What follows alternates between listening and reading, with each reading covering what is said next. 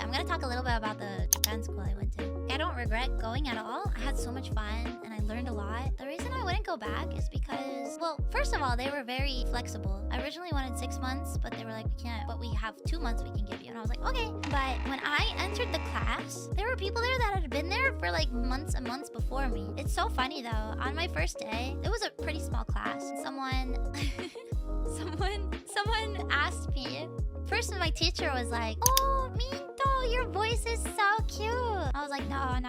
Someone in the class, this guy, he was just like, "Are you a VTuber?" Oh no, first he asked, Are you a voice actor?" And I was like, no. And they were like, "You've never done any voice acting work? Your voice is kind of unique." I was like, no, I don't know.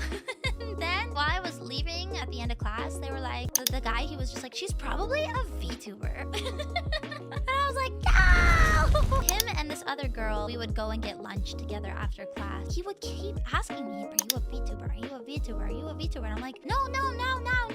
I think at one point I was like, you know what? Maybe I'll mess with him a little bit. Because he would ask me, he would be like, "Are you part of this company?" And I was like, no.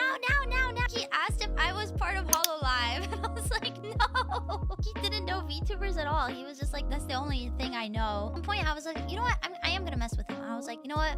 Sorry, I am a VTuber. And he had a bet going with another guy in our class that I was a VTuber. And he was like, "Yes, I'm gonna tell him." I was like, no.